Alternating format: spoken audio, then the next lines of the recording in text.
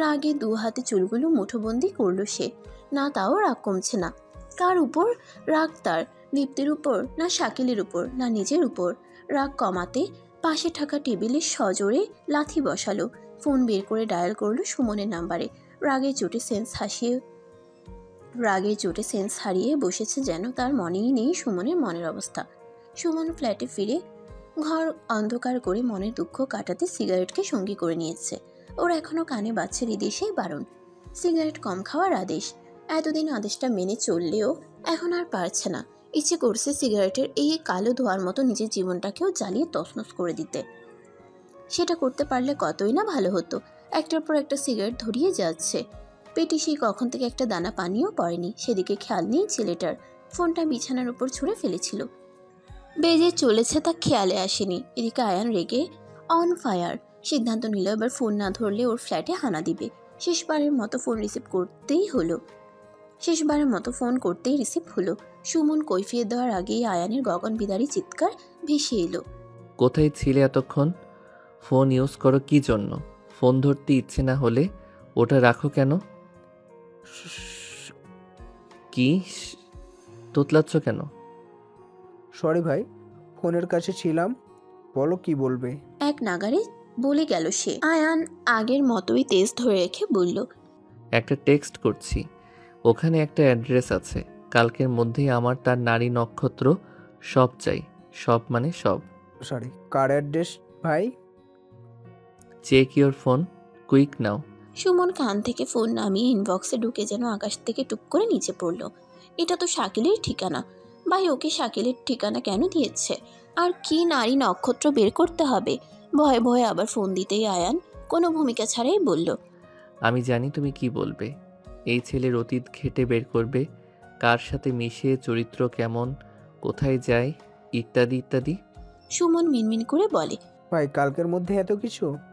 গমগমে স্বরে আয়ান বলে, সুমন, তুমি খুব ভালো করে জানো আমি না শোনা পছন্দ করি না। চাইলে সব সম্ভব। আর এটা তো ম্যাডামের ব্যাপার, তাড়াতাড়ি তো করতেই হবে। ওনারা আবার কি হলো ভাই? ওই শালার সাহস হয় কি করে আমার হবু বউয়ের দিকে চোখ তুলে তাকানোর? কলিজার ওজন কত বড় হয়েছে যে সোজা বিয়ের প্রস্তাব পাঠায়? এত এত মন খারাপের মাঝে আয়ানের ছেলে মানসিক কথাতে সুমন মুখ চেপে হেসে ফেলে। কোনো রকমে নিজেকে নিয়ন্ত্রণ করে বলে, ভাই ও কি আর জ্ঞানে যে ইনি কার হবু বইয়ের জায়গা দখল করে বসে আসে? আমি এত কিছু শুনতে চাই না। যা বললাম তা যেন দ্রুতই পাই আমি। পেয়ে যাবে। সুমনের ফোন রাখার পরেও আয়ান শান্তি পাচ্ছে না। রাগে হাত পা নিষ্পিস করছে। ফোনটা হাতে নিয়ে আবার কল দিল দীপ্তিকে। রিসিভ না করাতে যেন মাথায় ধপ করে বারুদ জ্বলে উঠল। সমস্ত রাগ ছেড়ে দিল এক ছোট্ট বার্তায়। খুব শখ না ওই বলদাটাকে বিয়ে করার? করাচ্ছি আমি বিয়ে। Just wait and watch. পরপর আবার লিখল, আজ 3 দিন ধরে গুনে রাখছি কয়টা ফোন রিসিভ করনি। সবগুলোর হিসেব আমি সুদে আসলে তুলে নিব। আয়ান খন্দকারকে আজ অবধি এতটা কেউ ইগনোর করেনি, তার হিসেব তো আমি নিবই। শুধু আর কয়েকদিনের অপেক্ষা মিস ঝাজওয়ালি। বাবা নেই বলে মা দীপ্তির সাথে ঘুমাবে বলে এসেছে। দীপ্তি বিছানা ঠিক করে দিয়ে ফোনটা হাতে নিয়েছিল সকালে ফজরে অ্যালার্ম সেট করার উদ্দেশ্যে। আয়ানের নাম্বার থেকে একটা টেক্সট এসেছে।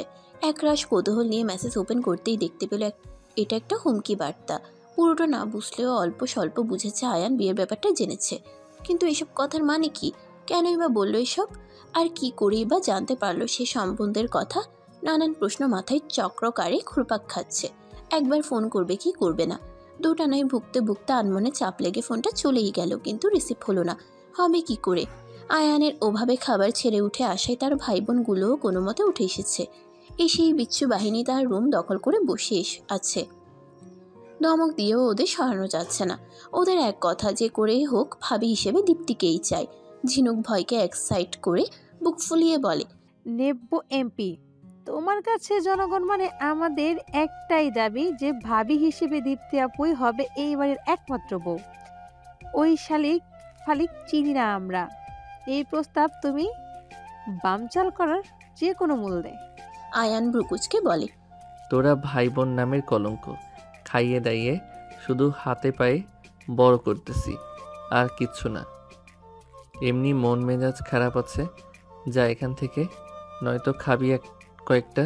ঝিনুক গাল ফুলিয়ে বলল। যাচ্ছি যাচ্ছি, তবে আরেকটা কথা বলার ছিল। আয়ান বিরক্তির চরম পর্যায়ে গিয়ে বলে। কি? ঝিনুক এক পল রিধিকে দেখে নিয়ে বলে। বলছি যে সুমন ভাই এলো না যে? ওর শরীর ঠিক নেই, তাই ওর ফ্ল্যাটেই আছে।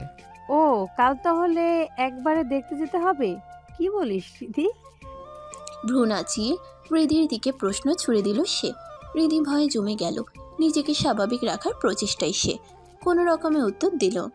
তোর ইচ্ছে হলে যাবি, আমাকে বলছিস কেন? যাবি কি যাবি না নিজেদের রুমে গিয়ে ডিসকাস কর, আমাকে রেহাই দে তোরা। যাচ্ছি যাচ্ছি। বিচ্ছু বাহিনীগুলো আয়ানের রুম ত্যাগ করতেই সেই রাগ মেজাজ আবার টুপ করে ফিরে এলো। ওর মনে হচ্ছে এই মুহূর্তে যদি শাকেলকে সামনে পেত তাহলে হাড়গোড় একেবারে ভেঙে গুঁড়ো গুঁড়ো করে ফেলতো। অবশ্য সুমনের কথাও ঠিক, সে তো আর জানে না ও দীপ্তিকে পছন্দ করে। চট করে মাথায় এলো ও তো রিপনকে ওর কন্ট্যাক্ট নাম্বার জোগাড় করে দিতে বলেছিল, দিয়েছে কি? আর দেরি না করে চটজলদি রিপনের ইনবক্সে গেল। ঘেটে ঘুটে বের করে ফেললো আয়ান তার নাম্বারটা। মনে মনে ভাবছে এখন ফোন করাটা কি ঠিক হবে, নাকি আঙ্কেল প্রস্তাব ফিরিয়ে দেওয়ার পরে করবে। ভেতর থেকে উত্তর এলো এখন করাটা ঠিক হবে না, আগে কাল পর্যন্ত দেখি। বেখেয়ালে পাশে চোখ যেতেই দেখলো দীপ্তির নাম্বার থেকে দুবার কল এসেছিল, অথচ ও বুঝতেও পারেনি। এতক্ষণ রাগের চোটে খেয়ালও করেনি সে। সময় দেখলো একটু আগের, তার মানে মেসেজটা পেয়েই ফোন করেছে সে। চট করে সেও ফোন লাগালো। ও মা, আশ্চর্যের ব্যাপার তো, ফোন তো বন্ধ। এ কেমন লুকোচুরি খেলছে ফাজিল মেয়েটা। একটাবার শুধু নিজের করে নেই, তারপর ছুটাবো আমি এসব। এখন আর কি করা, কাল অবধি তাকে অপেক্ষা করতেই হবে, কিচ্ছু করার নেই। ঝিনুক রীতি নিজেদের রুমে অনবরত পায়চারি করে যাচ্ছে। মনে হচ্ছে যতটা না আয়ানের চিন্তা হচ্ছে ততটা বেশি চিন্তা ওদের হচ্ছে। ঝিনুক মন খারাপ করে বলল। আয়ন ভাই তো ঠিকই বলছে রে, ভাই বোন হিসেবে আমরা এক একটা অপদার্থ, কিছুই তো করলাম না আমরা। রীতি ওকে সান্ত্বনা দিতে বলে। এখানে আমাদের কি বা করার আছে বলতো? আমরা কি জানতাম নাকি এত তাড়াতাড়ি এত কিছু হবে? আপু তো আমাদের কিছু জানায়নি। আরে আমাদের জানতে হবে কেন? এটা কি জানানোর মতো বিষয়? তাও ঠিক। হঠাৎ মনে পড়ল এমন ভঙ্গিতে রিধি বলে। এই ঝিনুক, এই নিতুপু আর সোহান ভাই গেল কই বলতো?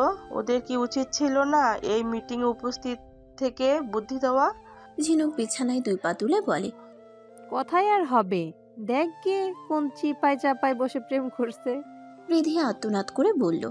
হায় আল্লাহ, আমাদের এখানে টেনশনে মাথা ফেটে যাচ্ছে, আর ওরা শান্তিতে প্রেম করবে? আমি হতে দিব না। তো কি করবি? রিধি ঝিনুকের হাত ধরে টেনে নিতে উদ্যত হতেই ঝিনুক হাত ছাড়িয়ে নেওয়ার চেষ্টা করে। কোথায় যাচ্ছিস? কাবাব মে হাড্ডি হতে।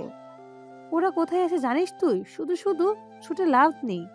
কোথায় আর হবে, এত রাতে ছাদ ছাড়া, চল তো। ঝিনুকের বারণ কানে না তুলে ওকে টানতে টানতে নিয়ে যাচ্ছে। সিঁড়ি বেয়ে উঠে গেল ছাদে। ছাদের দরজা খোলার আওয়াজ পেয়ে চৌকিতে ফিরে তাকালো নিতু। সোহানও ভয় পেয়ে গেছে। আতঙ্কে দুজনের হাত পা ঠান্ডা হয়ে এসেছে। এত রাতে কে আসতে পারে? মা তো আসবে না, তাহলে কি ভাই? শব্দটা মাথায় আসতেই ভয়ে যেন জমে গেল তারা। অন্যদিকে রীতি ফিসফিস করে বলছে। এই লাইট অফ করে কি করছে বলতো? ঝিনুক ব্যাককল মার্কা হাসি দিয়ে বলে। কি আর হবে, বুঝে না কিছু। তুই ফিডার খাওয়া বাবু নয়, জান যে তোকে ভেঙে ভেঙে বুঝিয়ে দিতে হবে। নিতু চট করে সোহানের পিছনে লুকিয়ে পড়লো যাতে ওকে দেখা না যায়। সোহানা আড়াল হয়ে দাঁড়ালো। হঠাৎ চারদিক আলোকিত হয়ে যাওয়ায় এক বুক ভয় নিয়ে সামনে থেকেই বড়সড় একটা ঝটকা খেলো। নিতু এখনো চোখ খুলে দেখেনি। চুপিসারে রীতি ঝিনুক কাছাকাছি এসে দাঁড়ালো। সোহান এখনো মুখটা হাঁ করে আছে। কাউকে কথা বলতে না দেখে নিতু পিটপিট করে চোখ মেলে তাকাতেই সাথে সাথে চোখ বড় বড় করে বলে। তোরা? দুজনেই একই সাথে উত্তর দিল। হ্যাঁ, আমরা কেন আসতে পারি না? সোহান হাত দুটো বুকের উপরে বেঁধে বলে। তোরা এখানে কি করছিস? ঝিনুক ফুঁসে উঠে বলল। ও, এখন আমরা কি করছি তাই না? যখন দরকার ছিল তখন ফেয়ারের শালি বোন কত আদর করে ডাকতে, ফোন দিয়ে অর্ধ পাগল বানিয়ে দিতে, আর এখন বলছো কি করছি এখানে? পার পেয়ে গেছো ভাবছো? ওয়েট, আমি এক্ষুনি সবাইকে বলে দিচ্ছি তোমরা দুজনে এখানে ঠিক কি করছিলে। ঝিনুক যাওয়ার জন্য ঘুরে দাঁড়াতেই সোহান 2 হাত দিয়ে ওকে আটকে দিল। হাসার চেষ্টা করে বলে, আরে আমি কি তা বলেছিলাম নাকি? জাস্ট জানতে চেয়েছি, আর কিচ্ছু না। সরি বলো। ঝিনুক নাক ফুলিয়ে আদেশ করলো। সোহান সরি বলতেই সাথে সাথে মাথা নাড়িয়ে বলে, এভাবে হবে না। তাহলে কিভাবে হবে? কান ধরে সরি বলো এক্ষুনি। সোহান বিব্রত হয়ে বলে, কি বলছিস এসব? সবার সামনে ইজ্জত নিয়ে টানাটানি? সরি না বললে সামনে তোমার ইজ্জতের একটুকু অংশ বাকি থাকবে না ব্রো। সোহান হালকা করে 2 আঙ্গুল কানে ঠেকিয়ে বলে। এই কানে ধরে বলছি, আই এম ভেরি সরি। ঝিনুক ভাব নিয়ে বলে, ওকে ওকে, একমাত্র জিজু হিসেবে ক্ষমা করে দিলাম। ওদের দুজনের কাণ্ডে নিতু আর রিদি হাসতে হাসতে পেটে খিল ধরে গেছে। ঝিনুকও তাল মিলিয়ে নিল। সোহানের আর কি করা, বেচারার মতো অসহায় মুখ বানিয়ে দাঁড়িয়ে রইল। কিন্তু না, তাদের হাসি থামার কোনো নাম নেই। তাই সে একটু চেঁচিয়ে বলল, তোরা এখানে কেন এসেছিস একটু বলবি? হঠাৎই চোখের পলকে যেন তারা সিরিয়াস হয়ে গেল। এই 3 অভিনেত্রীর কাণ্ড দেখে বেচারা তো মহা অবাক। তোরা না মাত্রই হাহা করতে করতে শেষ হয়ে যাচ্ছিলিস, মুহূর্তেই পাল্টি মারলি। বিষয়টা যখন আমাদের প্রিয় ভাইয়ের পোলটি তো নিতেই হবে। কি হয়েছে বলতো? নিতু চিন্তিত কণ্ঠে হৃদির কাঁধে হাত রেখে বলে, দেখুনি তো অপু, ভাইয়ের প্রেম ভালোবাসায় কখনো ইন্টারফেয়ার ছিল না। আমরা তো সব সময় চাইতাম ভাই কাউকে পছন্দ করুক, বিয়ে করুক। তাহলে এখন যেহেতু হলো, তাহলে তার পূর্ণতা পাবে না কেন? আমাদের সবার কিছু করা উচিত নয় কি? ঠোঁট কামড়ে নিতু কিছুক্ষণ ভেবে বলে, ভুল কিছু বলিসনি। তাহলে আমরা কি করতে পারি বলতো? ঝিনুক মহা খুশি খুশি ভাবে বলল, কেন? আমরা আম্মু আর দাদুমণি কি বলি, ভাই যদি দীপ্তি আপুকে পছন্দ করে তাহলে ওনারা তো বিষয়টা সামনে নিবে, স্পেশালি দাদুমণি। হ্যাঁ দাদুমণি তো ভাইয়ের জন্য আপুকে মনে মনে ঠিক করে রেখেছিল। এখন শুনলে অনেক কষ্ট পাবে রে। কষ্ট পাবে কেন? সবে মাত্র প্রস্তাব এসেছে, এখনো তো কিছু হয় নাই। তাহলে সুযোগ তো আছেই। চলো আপু, আমরা দাদিমণিকে বলি। সোহান এতক্ষণ চুপচাপ ছিল, কিছু বলেনি মাঝখানে। এবার না বলে পারল না। দেখ ঝিনুক, দাদুমণিকে হয়তো জানাতে পারিস। আগে দেখ জল কোন দিকে গড়ায়, তাই কি এত সহজে ছাড়বে? তোদের মনে হয় সেটা? দেখ সুমন ভাইকে বলেছে খোঁজ খবর নেওয়ার কথা, কালকেই জানাবে বলেছে। দেখি আগে কি হয়, তারপর না হয় তা যা করার করা যাবে। তবে দাদুমণিকে জানিয়ে পারিস এমনি। ওদের মতামতে নিতুও সাই দিল। রিধি টিপ্পনি কেটে বলে, ওহো কি প্রেম! এখনই দেখছি এত সাপোর্ট, বুঝলি ঝিনুক? আমাদের আর ভাত নেই, খবরদার খন্দকার বাড়িতে তাড়াতাড়ি রাস্তা মাপ। ঝিনুক চট করে মন খারাপের অভিনয়ে ভীষণ আফসোস করে বলে, তোর রাস্তা তো তুই ভেবে ফেলেছিস, আমাদের যে কোন গর্তে লুকিয়ে আছে আল্লাহই ভালো জানে। ওর রাস্তা মেপে ফেলেছে মানে? রিধি ঝিনুককে চোখ পাকাতেই সে হিহি করে হেসে বলে, স্লিপ অফ টাক্স ব্রো, আমরা তো মজা করছিলাম। মজা হলে ঠিক আছে। ঝিনুক মুখ বাঁকিয়ে বলে, নিজেরা করলে কিছু না, আর আমরা চাইলেই মহাভারত অশুদ্ধ হয়ে যায়। হবেই তো, নাক টিপলে এখনো দুধ বের হয়, তাদের আবার কিসের প্রেম? দেখা যাবে, এরকম বললে হবে না। আর সকলকে থামিয়ে দিতে নিতু হালকা ধমক দিল, না হলে আজ রাত শেষ হয়ে গেলেও এগুলোকে থামানো যাবে না। ওর বোন দুইটা যেমন ভালো মনের, তেমনই শিরায় শিরায় ঝগড়াটে প্যাস। কাউকে একবার ধরলে তার হেনস্থা করেই ছাড়বে। ওদের সাথে কথাই পারা যাবে না, কিসব হাবি যাবি যুক্তি। তাই সে মুখ বন্ধ করলো। তোরা যদি একটু থামিস তাহলে আমি দাদুমণিকে ফোন করি। কর। নিতু সালেহা খাতুনকে জানালে উনি ভীষণ হাইপার হয়ে পড়লেন। এখনই আকরাম হোসেনের সাথে কথা বলতে চাইলেন, কিন্তু নিতু মাঝপথে আটকে দিয়ে সবকিছু বুঝিয়ে দিল। তারপর তিনি চিন্তামুক্ত হতে পারলেন না। ওরা চারজনে আশ্বস্ত করলো যে কালকের পরে করবে সবকিছু। ঠিক আছে, জানাস আমাকে। ওকে। আয়ান বলার পর থেকে সুমন নিজের মনের যন্ত্রণাকে দূরে সরিয়ে কাজে লেগে পড়েছে। আয়ানের আদেশ অমান্য কোনোদিন সে করতে পারবে না, সে যত কঠিনই হোক না কেন। ক্লান্ত শরীরে বেরিয়ে পড়েছে ফ্ল্যাট থেকে।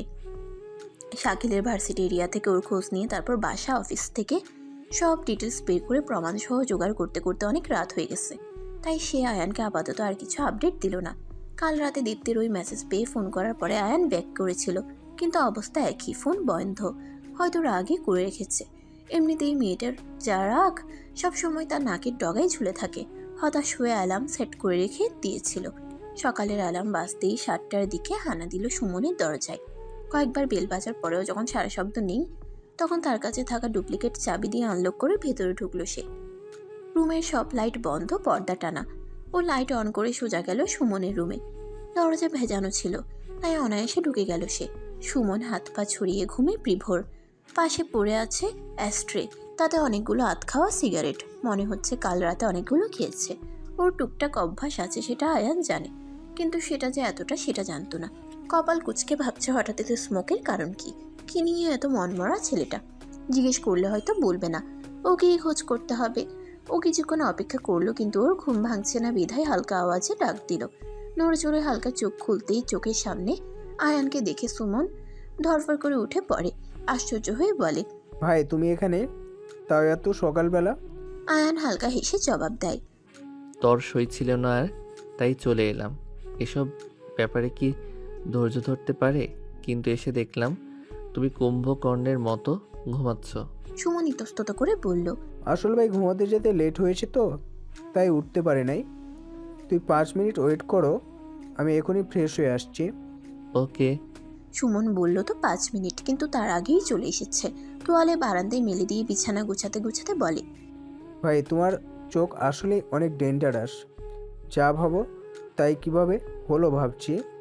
কি হলো? তোমার সন্দেহ ঠিক। ছেলেটার উপর দিয়ে যা মনে হয় ভেতর থেকে কিন্তু শয়তানের নানা। খোঁজ নিয়ে যা বুঝলাম, নিজেকে পাংখা মনে করে এমনভাবে উড়ে বেড়ায়, শুনলে আশ্চর্য হয়ে যাবা। মেয়েদের কাছে তো সুপার হিরো, তার উপর হালকা পাতলা খাওয়ার অভ্যাসও আছে। আমি কয়েকটা ভিডিও কালেক্ট করেছি, ল্যাপটপে আসে। তুমি দেখতে থাকো, আমি ততক্ষণে তোমার ব্রেকফাস্টের ব্যবস্থা করছি। আয়ানকে ল্যাপটপ থেকে ভিডিও অন করে সুমন গেল পিছনে। ও ভিডিওগুলো জোগাড় করেছে শাকিলের ভার্সিটির কিছু ছেলে থেকে। শাকিল ভার্সিটি লাইফে ওদের অনেক জ্বালিয়েছে, নিজের মতো করে ব্যবহার করেছে, ক্ষমতা দেখিয়ে নিজের কার্যসিদ্ধি করেছে। তাই সুযোগ বুঝে ওরাও প্রমাণ জোগাড় করে রেখেছে, যাতে পরবর্তীতে সেটা লাগানো যায়। সুমনকে কয়েকজন চেনে, আয়ানের সাথেই থাকে, তাই সে চাইতেই সহজে তারা দিতে রাজি হয়েছে। এও বলেছে এই কথা শুধু তাদের দুজনের মধ্যে সীমাবদ্ধ থাকবে। ভিডিও দেখে আয়ানের চোখ মুখ খুশিতে চিকচিক করছে। ও নিশ্চিত জানতো যে করেই হোক কাজটা সুমন করবেই, ওকে আশাহত করবে না সে। তাই তো সুমনের অবস্থা বুঝেও সে কাজটা ওকেই করতে দিয়েছিল। আর কাউকে করতে দিলে এতটা ভরসা সে পেত না। চটপট নিজের ফোন বের করে ভিডিওগুলো ওর ফোনে নিয়ে নিল। বাঁকা হেসে বলে, মিস ঝাঁঝওয়ালি বলেছিলাম না বিয়ে খুব ভালো করে করতে দিব? ভাই দেখা শেষ? প্রশ্ন আসা ব্যক্তির দিকে ফিরে আয়ান মুচকি হেসে বলে, শেষ। কিন্তু এত কিছু এত তাড়াতাড়ি করলে কখন বলো তো? হাতে থাকা নাস্তা টেবিলে রাখতে রাখতে সুমন উত্তর দেয়, ভাই আপনি বলছেন আর আমি করব না, তা কি করে হয় বলুন তো? জান দিয়ে হলেও তোমার কাছে হাজির আমি। এই জন্যই তুমি আমার ভাই। জানি আমি। এবার নাস্তা করে নাও তো, অনেক দিন পর এলে এখানে। দুজনে নাস্তা করতে বসেছে। সুমন ছেলে মানুষ, অত রান্নাবান্না করতে জানে না, হালকা যা পারে তা দিয়ে দিন চালিয়ে নেয়। মাঝে মধ্যে আয়ান আসলে সে খুব লজ্জায় পড়ে যায়, ভালো কিছু দিতে পারে না বলে। আয়ান বাইরের খাবার চেয়ে ঘরে বানানো খাবার বেশি পছন্দ করে, তাই সে সাধ্যমতো চেষ্টা করে যা পরে বানিয়ে খাওয়ানোর। আয়ানও তৃপ্তি সহকারে খায়, খারাপ হলেও হাসি মুখে বলে, সুমন খুব ভালো করেছো ভাই, দারুণ হয়েছে। ব্যাস একটা বাক্যে সুমনের মুখে হাসি এনে দেয়। যদিও জানে অতটা ভালো হয়নি, তাও ভাই ওকে খুশি করতে বলেছে। হঠাৎ খাওয়ার মাঝে কিছু মনে পড়লো, তাই সে খাওয়া থামিয়ে জিজ্ঞেস করলো, কি ব্যাপারটা কি? আঙ্কেলকে সরাসরি বলবেন নাকি? বলছো কি সুমন? সরাসরি বলতে যাব কেন? আমার হবু বউয়ের মতো হবু শ্বশুরও মহা চালাক, চট করে ধরে ফেলবে পুরো কাহিনী। আমি ভাই এত রিস্ক নিতে পারবো না। তাহলে জানবে কি করে? খেতে খেতে আয়ান বলে, কৌশল ব্যবহার করতে হবে ভাই। প্রেম যে কত জ্বালা এখন বুঝতেছি। আয়ানের কথায় সুমন ধ্যান হারিয়ে ফেলেছিল। আনমনে বলে ফেলে, সত্যি ভাই অনেক জ্বালা। পড়েছ নাকি সুমন? হকচকিয়ে গিয়ে সুমন বলল, না না ভাই, কি যে বলো না তুমি। আমি আবার প্রেমে পড়তে চাবো কেন? পরনি? তাহলে বিরহ কেন এত? ব্রুকুচকে আয়ান প্রশ্ন করে। সুমন ভাঙা স্বরে বলে, বিরহ কোথায় গেল? একটু পেছনে তাকাও, তাহলে বুঝবে কোথায় পেলাম। সুমন ভয়ে ভয়ে হালকা ঘাড় বাঁকা করতেই পিছনে অ্যাস্ট্রেটা চোখে পড়ল। আতঙ্কে মুখ সাদা বর্ণ ধারণ করলো। ও জানি এখনই ভাই তাকে হাজার কথা শুনিয়ে দিবে। বুক দুরু দুরু করতেছে। এদিকে ফিরতেই আর ইচ্ছে করছে না। পেলে উত্তর? আয়ানের শান্ত কণ্ঠ ভেসে এলো কানে। এদিকে ফিরে সুমন মাথা নিচু করে রইল। ওপরে আর তুলছে না। ওর ধারণা মতে মাথা তুলতেই এক জ্বলন্ত উনুনের সামনে পড়বে সে। তাই সে পণ করেছে আজ মাথা না তোলার।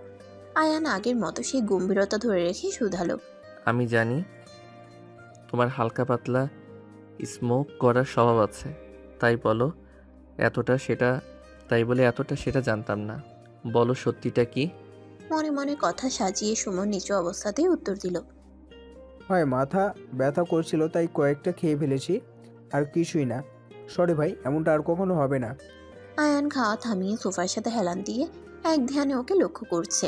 খুব খুঁটিয়ে খুঁটিয়ে পর্যবেক্ষণ করে বুঝলো সুমন ওর কাছ থেকে কিছু লুকোচ্ছে, ওকে জানাতে চাচ্ছে না। তাই তাকিয়ে খুঁজে বের করতে হবে আসল কাহিনীটা কি। হাত মুছে উঠে দাঁড়াতেই সুমন ব্যস্ত হয়ে বলে, হয় নাস্তা শেষ না করে চলে যাচ্ছ যে? আয়ান গভীরভাবে ওর চোখে তাকাতেই সুমন আবার মাথা নত করে ফেলে। আয়ানের মুখ থেকে বড় একটা শ্বাস বের হয়ে এলো আপনা আপনি। বাড়ি যাব। আমার যাওয়ার কিছুক্ষণ পরেই তুমি যেও। বাকি যা বলার আমি বুঝিয়ে বলবো। তুমি জাস্ট একটা কাজ করো, ভার্সিটি বাড়ি অফিসের জায়গায় লোক বসিয়ে রাখো। বলে রাখবে তাদের আগ বাড়িয়ে কথা বলতে আসতে। তারপর আমাদের প্ল্যান মতোই হুবহু যেন সব বলে। এর বাইরে একটা অক্ষরও নেই। ভাই কিছু মনে করো না, ওখানে গিয়ে আমি কি করব? তুমি বললে তো হয়েছেই। প্রথমবার বাড়ি যেতে বলেনি সুমনকে। ও তো ও বাড়ির আরেকটা ছেলে হয়ে গেছে, যখন ইচ্ছে যাওয়া আসা করে। আজ দ্বিমত করলে সে আয়ানের ভ্রু যুগল আপনা আপনি কুঁচকে গেল। অবাক হয়ে তাকিয়ে রইল মাথা নিচু করে রাখা ছেলেটার দিকে। শক্ত কণ্ঠে বলে, আমি নিশ্চয়ই এমনি এমনি কিছু বলছি না। তুমি আসবেই অবশ্যই। সুমন মাথা কাত করে হ্যাঁ বুঝালে আয়ান বেরিয়ে গেল। যেতে যেতে ভাবলো তার কেসটার সমাধান হোক, তারপর এই সুমনের ব্যাপারটা দেখবে সে। তো সবাই টেবিলে বসেছে নাস্তা করতে। ছেলেকে না দেখে শাইলা বেগম প্রশ্ন করেন, নিতু, তোর বাই কই? ডাকিস শুনি, ডাকিসনি? আম্মু, আমি ভাইয়ের রুম খালি দেখলাম, হয়তো ফেরেনি এখনো। এসে গেছি। ঘরে ঢুকতে ঢুকতে জবাব দিল সে। আজ ফিরতে দেরি হলো যে? আসলে আম্মু জগিং করে একটু পার্কে বসেছিলাম তো, তাই। মিথ্যা বলল মাকে সে। আলফাজ খন্দকার ছেলেকে সতর্ক করতে বলেন, এইভাবে আর একা একা বাইরে যেও না। তুমি আর এখন আগের মতো নেই। এখন তোমার কত নতুন নতুন শত্রু যোগ হবে। সেসব নিয়ে এত ভেবো না আব্বু, আমার মাথা ব্যথা আছে, সেফটি রাখি আমি। তোমাকে যে একটা কথা বলেছিলাম, করেছিলে কি? কোন কাজ? না জানার ভান করে সিরিয়াস হয়ে প্রশ্ন করে সে। ওই যে ছেলেটার বিষয়ে, আরে দীপ্তি মায়ের জন্য যে ছেলেটার প্রস্তাব এসেছে। ও মনে পড়েছে, হ্যাঁ আব্বু, তাও করা শেষ। সুমনকে বলেছিলাম, করেছে সে। একটু পর আসবে সে। শায়লা বেগম দরজার দিকে তাকাতেই দেখলেন সুমন বাইক থেকে নেমে এদিকেই আসছে। তাই তিনি হেসে বলেন, ওই তো বলতে বলতে এসে পড়েছে ছেলেটা। আয় বাবা, তোরই কমতি ছিল, এবার পূর্ণ হলো। বসে যা তো তাড়াতাড়ি। না আন্টি, আমি নাস্তা করে এসেছি। একটা মায়ের দিব ধরে মিথ্যা বলিস কেন? সবে তো ঘুম থেকে উঠলি। না আন্টি সত্যি, ভাইকে জিজ্ঞাসা করুন। আয়ান চোখ রাঙাতেই মুহূর্তেই সুর পাল্টে বলে, না মানে ভাইয়ের সাথে কথা বলতে বলতে তো ব্রেকফাস্ট শেষ করেছি। সেটা তো আর আন্টির হাতের রান্না না কি খেলি, বস তো তুই। শায়লা বেগম ওকে ঠেলে চেয়ারে বসিয়ে দিলে বাধ্য হয়ে ওকে বসতে হলো। ওর বরাবরই বসেছিল রিধি।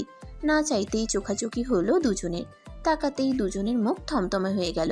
রিধি বেয়াকুল নেত্রে তাকিয়ে থাকলে অস্বস্তিতে গাঢ় হয়ে সুমন মাথা নিচু করে ফেলল। এইসব কিছুই টেবিলে বসা বয়স্কদের চোখ এড়িয়ে গেলেও বাকিদের চোখ ফাঁকি দিতে পারল না। বিশেষ করে আয়ানের জহুরি চোখ জোড়া। ঠিকই সে সবকিছু লক্ষ্য করে নিল। সুমন বসার পর থেকে রিধি প্লেটে খাবার নাড়াচাড়া করছে, শুধু মুখে তুলতে পারছে না। ইচ্ছে করছে উঠে যেতে, বেয়াদবি হবে তাই উঠে যেতেও পারছে না। ওকে খাবার নাড়াচাড়া করতে দেখে ঝিনুক খোঁচা দিল। গলা খাকারি দিয়ে আয়ান বলে, সুমন, আঙ্কেলকে বলো তো সব কিছু। সুমনকে আদেশ দিতেই সুমন আকরাম হোসেনের দিকে ফিরে বলে, আঙ্কেল, আপনি যে ঠিকানাটা দিয়েছিলেন সেগুলো একদম সলিড আসে। আপনি নিজে গিয়ে খোঁজ নিতে পারেন। সে কি বাবা, তোমরা নিলে ক্ষতি কি? আকরাম হোসেন ব্যস্ত হয়ে বললেন।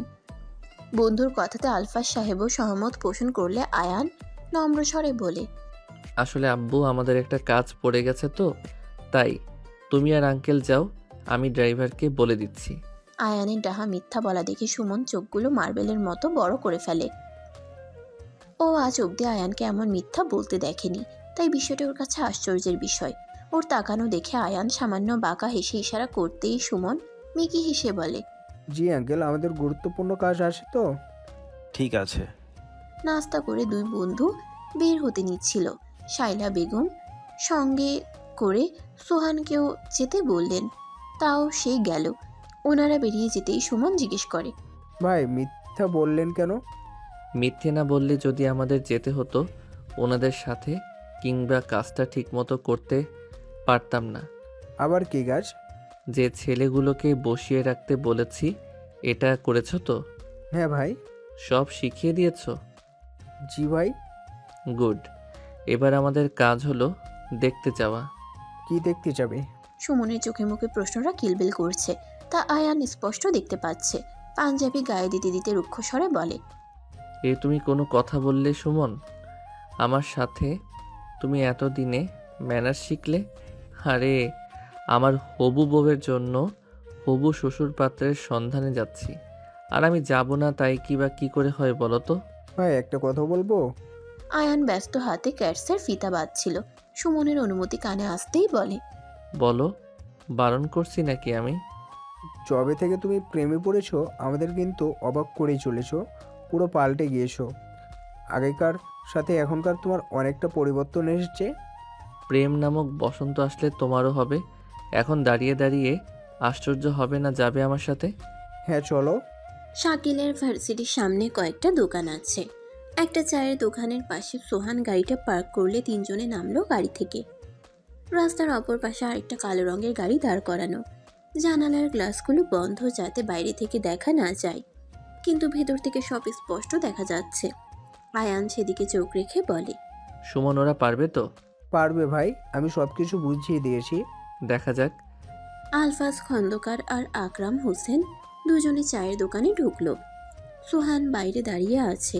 মুরব্বীদের মাঝে ও কি করবে এ ভেবে সে বাইরে দাঁড়িয়ে আছে। দোকানে দোকানি ছাড়াও আরও দুটো ছেলে বসা, হাতে চায়ের কাপ। তারা দুজনে গিয়ে বেঞ্চে বসলে দোকানি জিজ্ঞেস করলো কি দেবে। আলফাজ সাহেব 2 কাপ চা দিতে বললে তিনি ব্যস্ত হাতে চা তৈরি করতে লাগলেন। চা রেডি করে হাতে দিতেই তিনি আর কিছু লাগবে কিনা জিজ্ঞেস করলেন। তিনি মাথা নেড়ে না বুঝালেন। ইশারায় বন্ধুকে কিছু ইশারা করলে তিনি ফোন থেকে ছবিটা বের করে দোকানিকে দেখিয়ে বললেন, ভাই এই ছেলেটাকে চিনেন? দোকানি ছবির দিকে একবার তাকায়, আবার আকরাম হোসেনের মুখের দিকে একবার তাকায়। এমনভাবে তাকাতে দেখে বন্ধুর দিকে একবার ফিরে চাইলেন তিনি। আলফাজ সাহেব গলা খাকারি দিয়ে জিজ্ঞেস করেন, ভাই চেনেন নাকি? ওনার কথা জিজ্ঞেস করছেন কেন আপনারা? দরকার আছে তাই।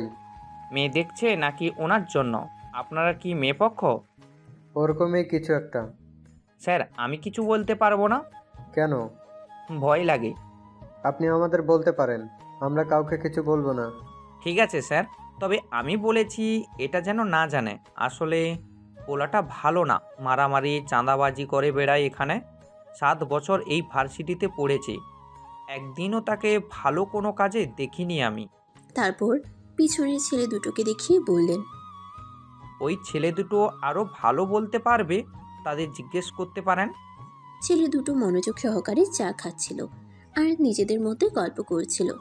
আলফাজ খন্দকার ভাতিজাকে ইশারা করতেই সোহান পাশে বসে বলে, আপনাদের সাথে একটু কথা বলতে চাচ্ছি। জি বলুন ভাই, কিছু বলবেন?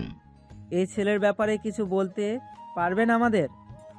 ছবি দেখিয়ে বলল, এই ছেলে ভাইয়ের থেকে খারাপ ছেলে হয় নাকি?